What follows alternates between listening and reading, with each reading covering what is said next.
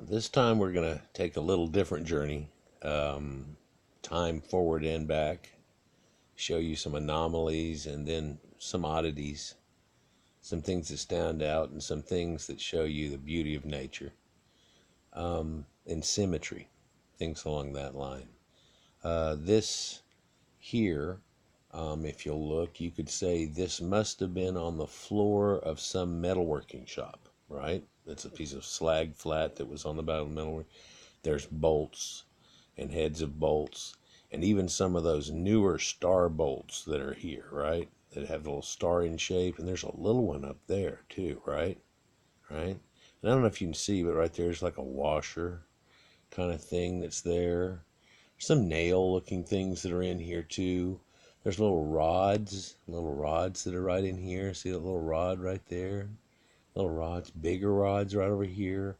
Rods right next to the star that are up there. A few pieces here. A bigger rod like a dowel, maybe a pin type of thing. And you do some investigative work thinking about what this is.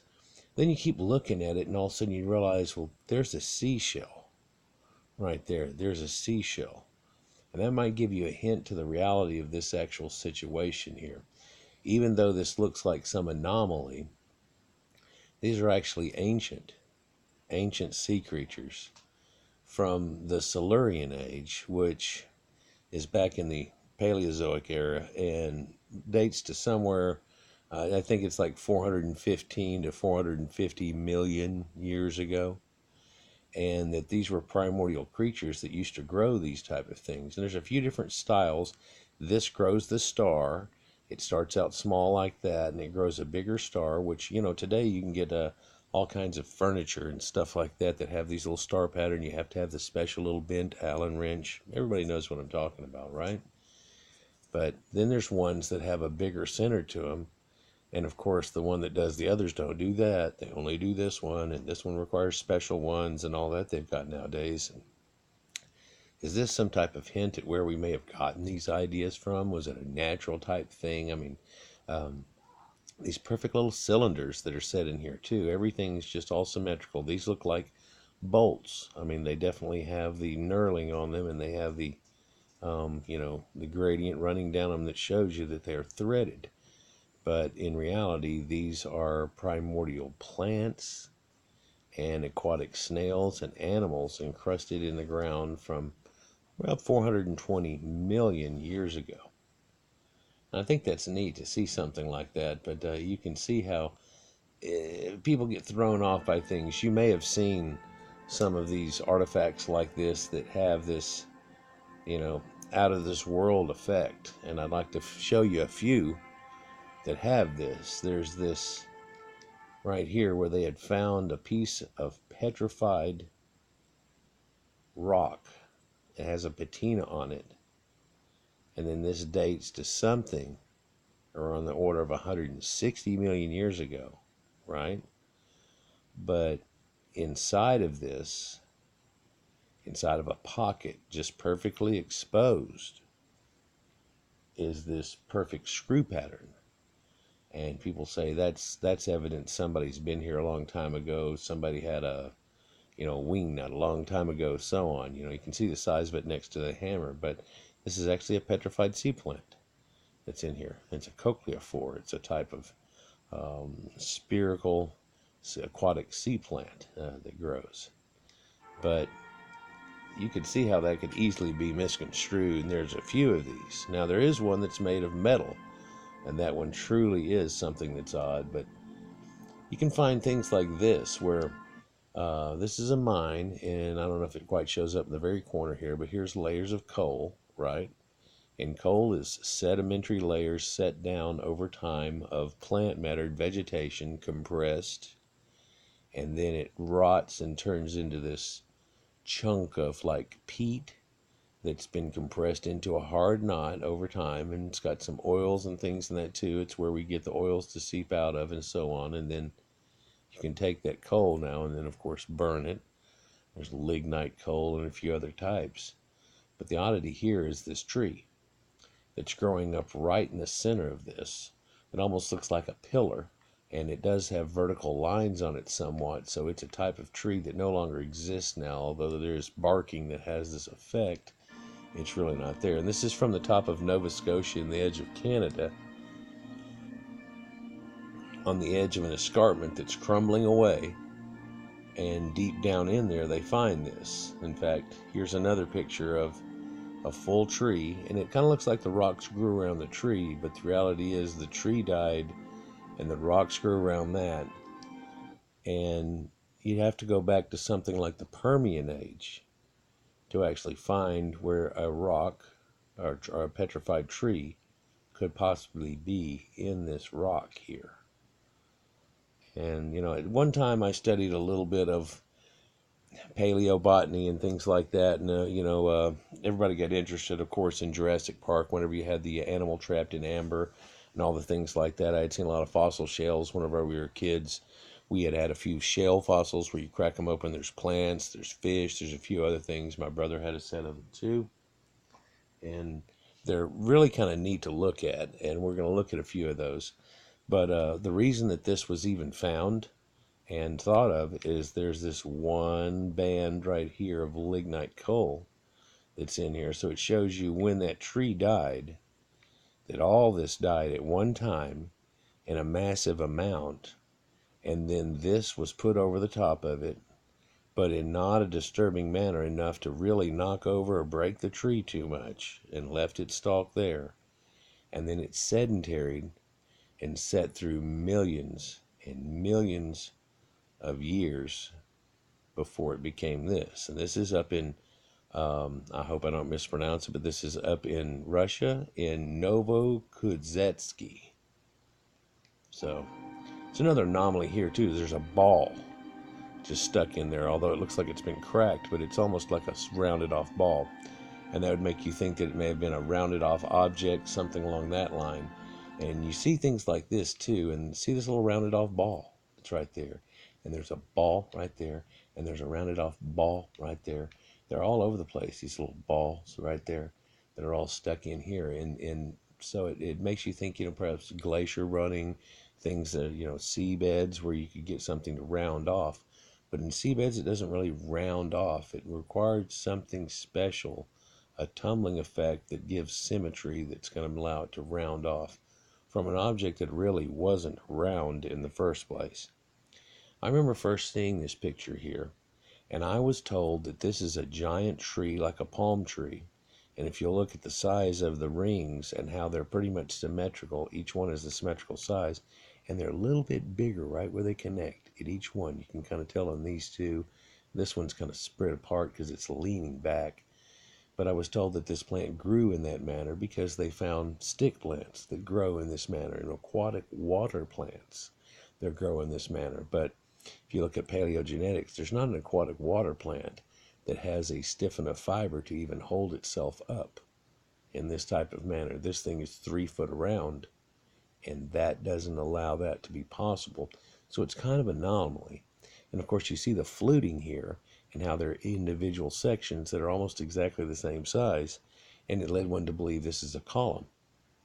Of course you check into it and it's petrified, but just extremely odd. It might give you an idea of where original ideas of people's living and dwellings, say people were forest dwellers and things like that, mountainous and forest dwellers, and that they would take trees and bind those trees together and make a dwelling and put a canopy over it and find good areas. Now when we go camping, we look for a clearing.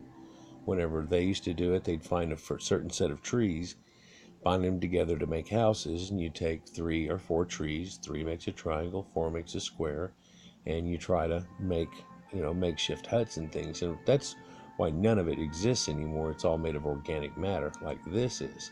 Oddity here, it's, they just show you things like this sometimes, and you get nothing else out of it. This little flute plant right here can only grow in a swamp area.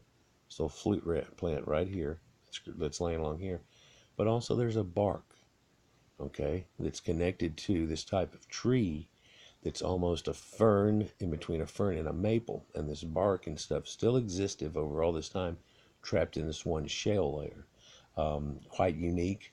whenever they radiocarbon date the shell layer out of this, this is another piece that's over 200 million years old. And this is the way things looked back then. They had bugs that were, a foot long, easy, dragonflies that were 2.5, 3 foot long, other flying creatures, plants that looked odd, and there weren't giant dinosaurs yet. There were a bunch of lizards and things.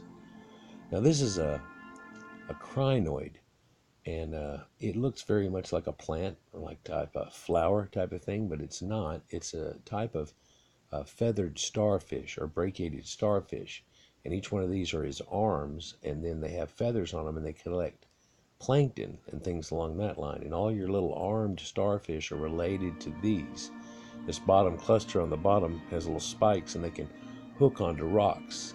It's quite a beautiful creature. I should probably stop the video and show you what a crinoid looks like. I have some of these fossils right here of these exact same corals that are supposed to be primordial, from ancient Jurassic and Cretaceous sediments found in the Americas, Europe, and Africa, in the in-between where they are connected. And these type of corals formed in that sea. There are others like this, and there are other type of brain corals that cluster like this that grow on the other side or in the Pacific Ocean. And so you have different types that grow in different areas. And of course, the Pacific has a larger amount of island forms and was allowed to have a lot more diversity. The Caribbean and a few other places don't have it. Here's what I'm talking about amber. It's 100 million years old, and they can see the actual structure of the plant, and the green stuff that you can see inside of it right here is actually its pollen and its sap. Not something else that was there, but like the juice or the pollen or sap that would be there. And this is a micro flower. It's not more than a centimeter across, and it's somewhere between 98.8 million years, give or take just a little bit. So I think that's just unique. The scalloping of these leaves is left an impression that way, and whenever it cleaved, it perfectly revealed it. Now these shells are shells you can find today. They're just like the shell symbol, shell, but they're also date all the way back. This is from Milos, Greece, and the areas here, they date all the way back to hundreds of millions of years ago. In fact, we saw it in that piece. There were shellets and pieces like this that were identifiable from that long ago, and something that really hadn't changed. Now, here we go. This almost looks like a book sitting here with a bunch of pages in it, facing out this way, and you'd open it up, and there's a picture on the front of it. But this is really a chip or a slice or a fragment off of some slate. And what we're looking at here is one of those crinoid feather stars that's not balled up like a flower, but opened up like a flower. You can see each one of the arms is very hairy. And back then there used to be a whole lot of plankton in the ocean, and it's believed that most of the animals weren't plankton eaters like the whales and the things we have nowadays. And a lot of the corals and everything formed because of the want and the ability to eat these micro shrimps, plankton, and little microorganisms floating around in the water that are what we call plankton as a blanket. But here we go again with another form of crinoids, and these puff and curl and roll around on the ocean floor and even get up into the water column, and they almost look like some kind of otherworldly creature, but it's another primordial starfish type of creature that has, delicate structures to it. And you look how they're laid out in this mud flat and all died at one time. You can see the beauty in this, but also it makes you wonder what happened to cause it to all die at one time like this. A lot of people are familiar with trilobites. One of the unique ones about this here is that it shows you trilobites all on their back, and so you can see their underlings onto them, and this one's on its back, but then there's one that's regular crawling over it, and it's still alive at this point. And it dies and gets trapped in there too. So it has to have been like tsunami type effects and getting them trapped up under. This is something much like a ancient feather duster, and you can just make out its forms trapped in rocks that look like rays of the sun. This almost looks like writing, but it's indeed just the tubulars and the movings and crisscrossings of creatures walking around on a primordial seabed that got trapped between layers of rocks. Trees used to look like this, very strange, very tropical. Indeed, the whole world was tropical at times. Whenever the north and south were covered with ice, the middle part wasn't so deserty, and in fact, it was very much like this, a very vegetated area. You find Devonian concretions, they call them, and this is in an Ohio shale here in America. What's weird is they always seem to have these stripes around the outside, and they're a perfectly made ball. And you could take a stonemason and say, make me a perfectly made ball that big, and it'd take a long time, and he'd have to kind of cheat, and he'd use modern technology and different types of things to pull this off. But we're led to believe that this all got pulled off naturally. And if you think this is a thing that there might be a couple of, there are hundreds of thousands of these been found, from the size of smaller than a golf ball through a baseball, and then bigger ones like this. There's still been thousands, mainly multiple thousands found, different size ranges that all look like this. Some have a little Death Star look to them. I've got an old video about it. It's one of the other anomalies that they say are just somehow natural, that happen through glaciation and form, and it's laid down in a sedentary rock. Here's one of the cooler things you'd ever find, is like a primordial pterodactyl. So it was a flying lizard. You can even make out the wings and the bat wing effect that he had. The odd mouth that he has too. Whenever they study into this, his forward-shaped teeth are made for skimming along the tops of water and grabbing bugs and grabbing a hold of them, and then it would snare them, that in the pressure of running into them would actually stab them too, and an auto closing of the mouth just takes them in. It's almost like the forearms of a praying mantis and how it collects things with his spikes. This isn't a very efficient form, though. In fact, your bird eagles and things like that don't have this form at all anymore, because once you collect it, it's kind of hard to get it off those prongs and down and into your mouth. So you have to go through a feat to be able to pull it off. Well, with their weird arms and the hands on the end of their wings, they don't pull that off too well. Quite a unique creature, though. I wish we could find them today. Well, that's from the Jurassic period.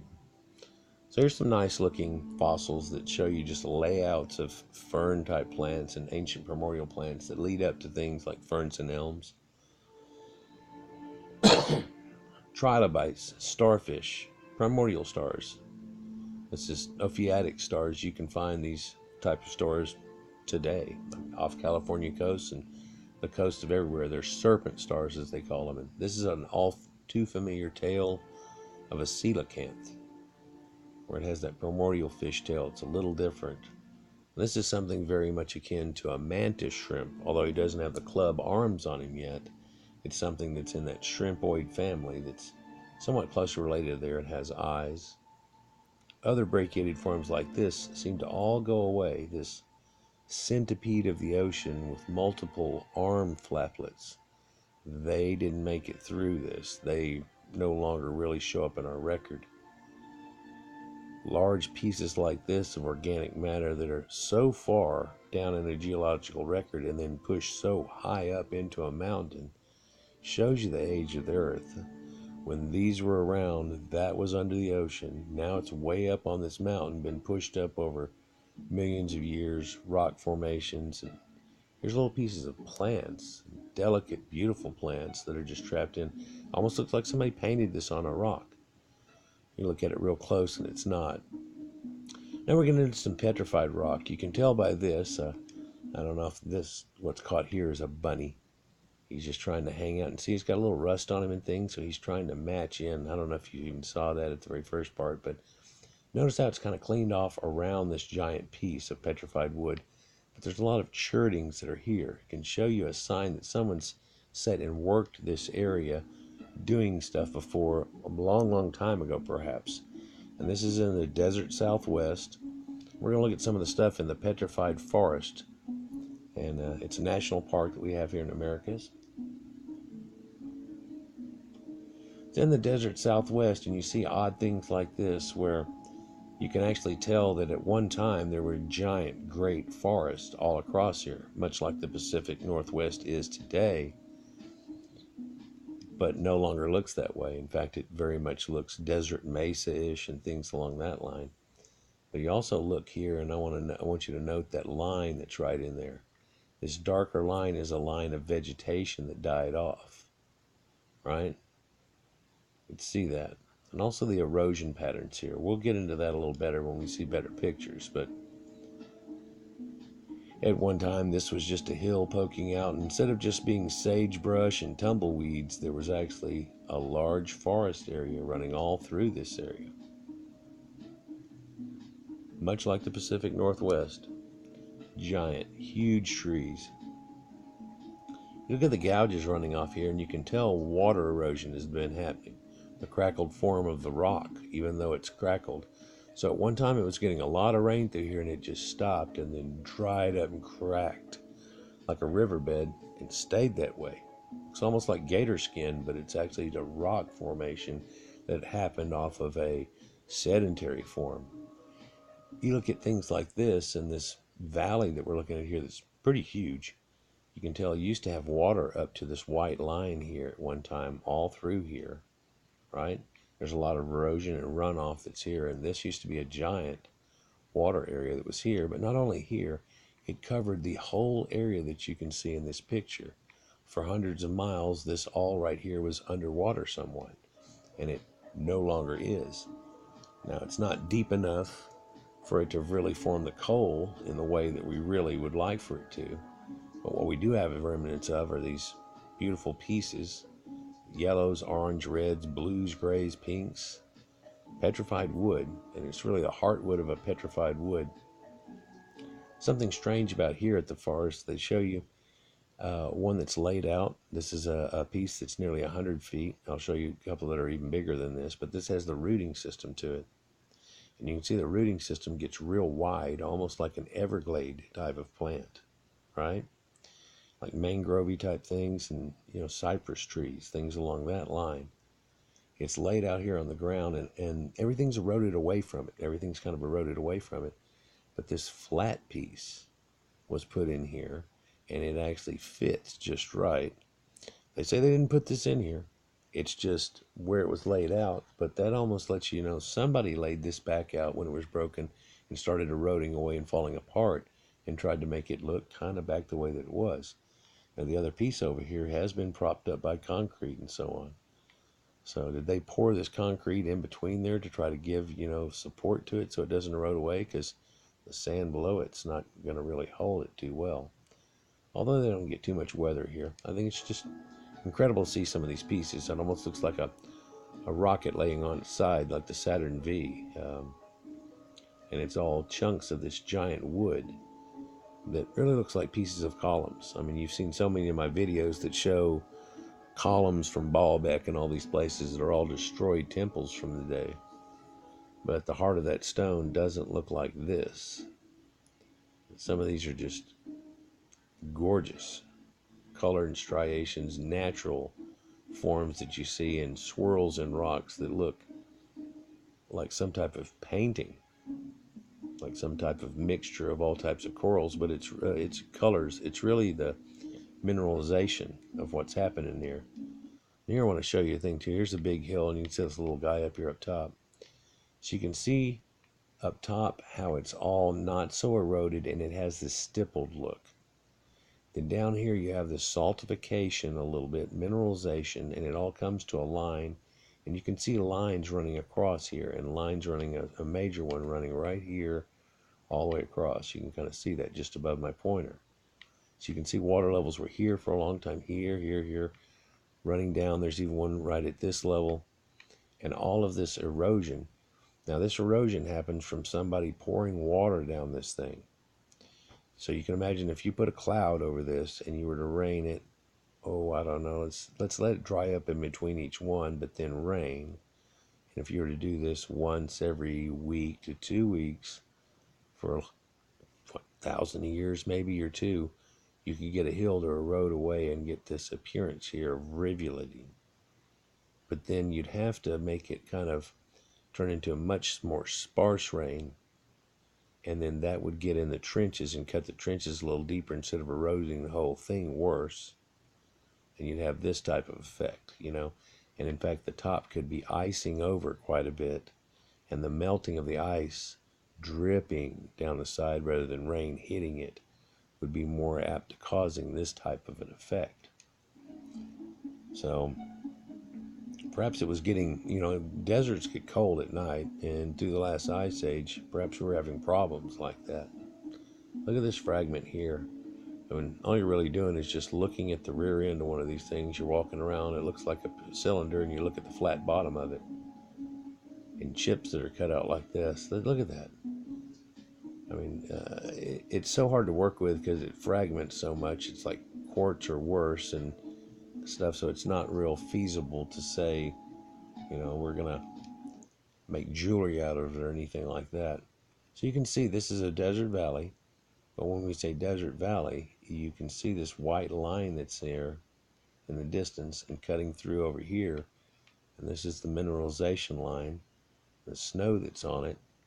Now that melts away, and when it does, it runs down and creates a little creek, and it runs down into there, and that creek runs on and on and on and so on. But at one time, this was all full to that point. This was kind of a swampy area, but it didn't seem to stay that way for long in geological terms. And we know that there were not just sagebrushes around, but quite a bit of vegetation, quite a bit of animals that lived off vegetation, quite a few, you know, large creatures and so on that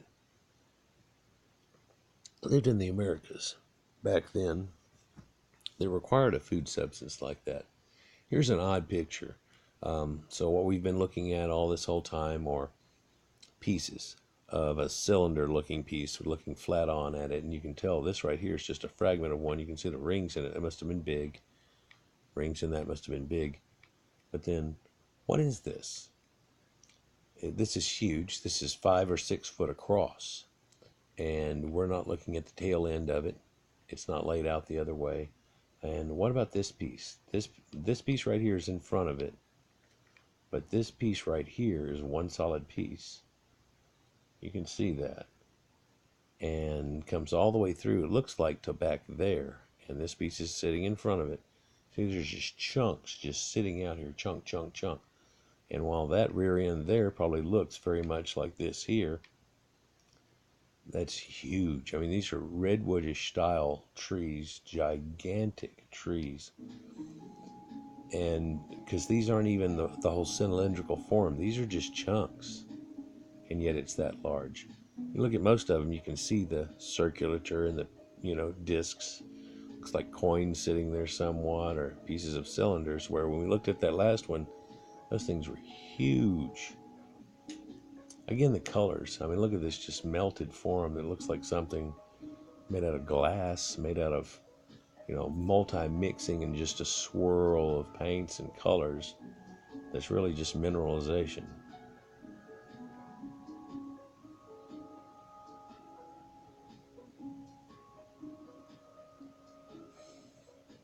So desert valleys didn't used to be desert, and it really wasn't a valley. Here's a special place that's off in Southern California where they have all these petrified trees stood up, and it's somebody's private land. They have some ancient yuccas on there and so on. And it's kind of kept that way. Kind of a Hotel California kind of meets the dinosaurs. And look at these trees just laid out here. And surely there wasn't just a lone tree, that all of these trees, there's 20 or 30 of them, but if we were able to dig up all the dust and sand and sediment that's all around below us, there are hundreds and hundreds of trees in a forest.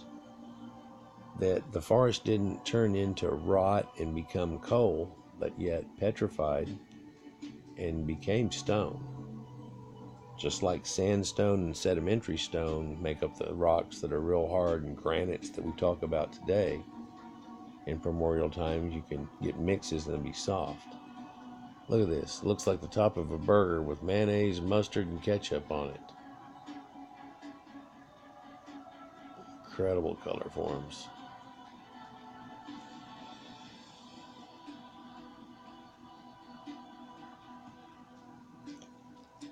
So America used to be quite a different place. In fact, the world used to be quite a different place. You look in ancient biblical and other Sumerian tales and things, and they tell you about the giant Lebanon white cedar forest that used to run all through that area. The great forest of Humbaba, all these places that are gone now. Well, indeed, they needed wood, and as it started to become a desert in the areas that they had right at the equator, they utilized the wood from above that and really pretty much decimated it. We talked about decimating our Pacific Northwest here in America and have started a replanting that only takes 20, 30 years to replant. Of course, it's not an old growth forest, but old growth forests have a bunch of choke out all in between them. They've separated them now, and it's almost like a grove situation. But these ancient groves here were home to primordial creatures here in America that no longer exist. And it makes you wonder what type of humanoid we're running into these before. We've looked back and we can only find people here, 40,000, perhaps 60,000 years ago. There's some remnant stuff to 200,000 years, but we can't really correlate that data. It really goes back to 60 or 80, and those people didn't leave a lot. They had some stone tools, some churning pieces, and you fragment something like this and you might get a sharp piece. It's nowhere as good as obsidian and the ones that they actually used. And then flint, which is very much akin to this. Flint just comes from, again, dead coral skeletons in a rock formation like this. And when you chip it off, it chips off in these fragments that are like glass that have an edge to them. And that's how you're able to chip, flake off pieces and make arrowheads out of it. This isn't real feasible to make arrowheads out of. You try to flick off a little bit and then it wafers in half quite a bit. You can make sharp pieces, but you can't make symmetrical arrowheads very easily. It'd almost be a waste of time. Look how beautiful that is. Some of these things you think you could probably, laminate and make a table out of, polish it off a little bit better and just put some sealant on the top of it and acrylic 1 inch thick all the way across it, even in the gaps, and make it solid to where it becomes a table. Of course, that piece we were looking at probably weighs 400 pounds. Get some diamond saws to cut them up. So yeah, just trees, giant trees laying out here in the desert mesa area that, again, look at the erosion that's on this and the patterns that got cut into it. You can see the erosion coming down, and then you can see these patterns cut into it. It's eating it up like a water line, and then the erosion down here. But this erosion is different. Some of that's wind, some of that's water. And you can see where water runs down and just starts to create its own little creek beds, and it runs down and creates its own little creek bed, and they run together and just keep going towards lower and lower ground and or seep into the earth.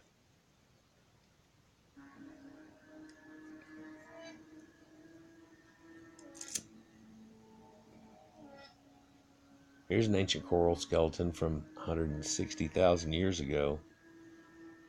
It's like a ridge coral, and there's quite a few of them that are over here. And that ancient wall you saw behind there.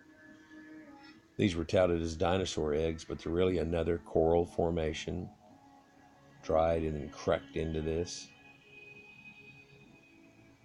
Look at this forest of trees cluster on this little mound that almost looks like some type of shrine to it, but was naturally created. And you see other desolate things like this that almost look like a garbage heap, where here's the truck pulling up and just dumping. What's he dumping? Golden bricks. Well, no, it's pillars of creation, pillars of trees in a desert landscape that just doesn't seem like it fits together, does it? Well, it no longer correlates. That's why sometimes people have such trouble correlating things, is it doesn't look now like it looked then. This tree, when it was growing, wasn't a rainbow whenever it was growing. This area that the trees are growing in didn't look like something out of a Clint Eastwood movie. when it was growing.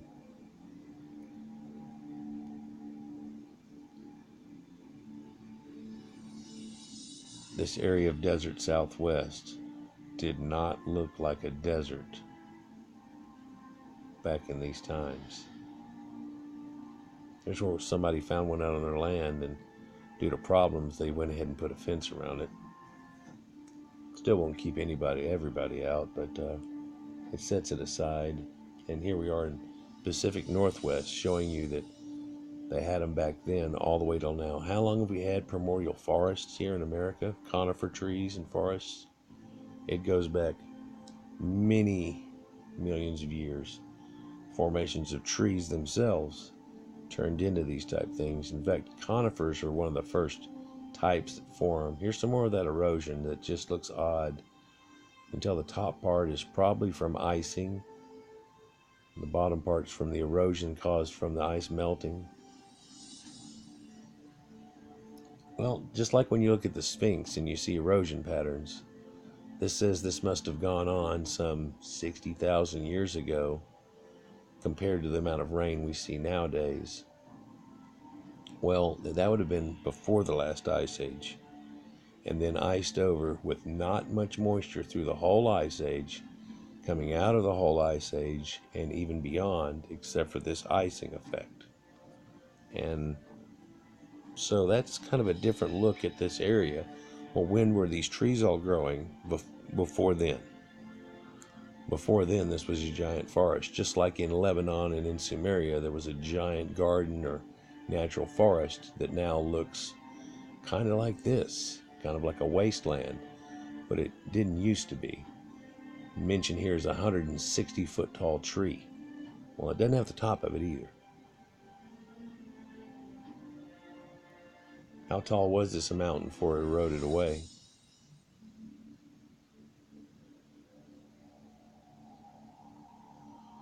These bifurcated palm leaves, see how each one has got two to it, splits apart, kind of like Spock's fingers or something. That's just bifurcation leaves and ancient ferns. Things that lead back hundreds of millions of years. So when we talk about evolution, not everything happened at once. And some of these things still somewhat exist. Some of these things, close recent relatives exist. Some things, it goes way, way deeper than that.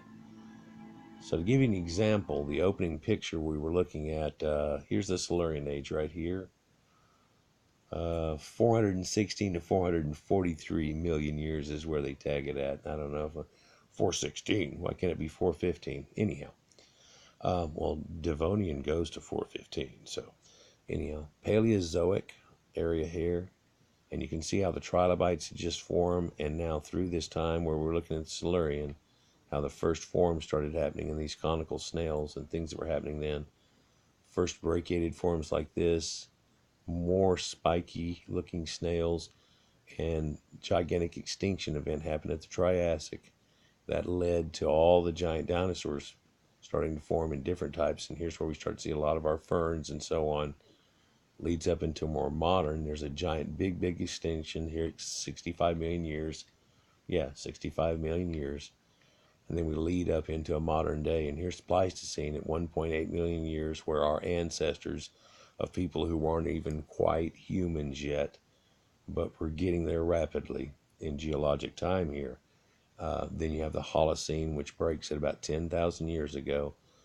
And then you have today, and we're pretty much still in that. But there's a look at a few things. And so, So another neat thing too, 629 million years ago, it's looked at as the death of Tiamat. And this is whenever we had the earth strike another primordial body out here, that part of it formed the asteroid belt and part of it added to the earth. It kicked in all of this somewhat.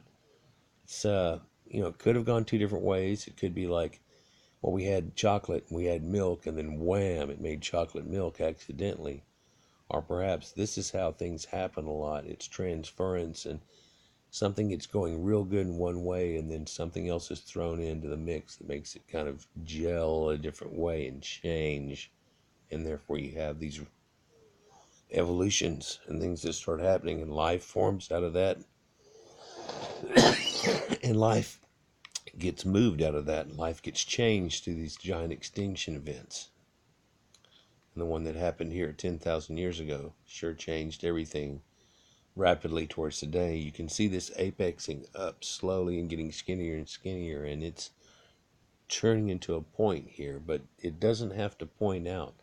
That shaft can run a long way. We just put a different line on there at the point where we left this planet and started to go towards others. Then we have branches. This is nothing but a tree trunk leading up to branches. Like, share, and subscribe, guys. Have a great day.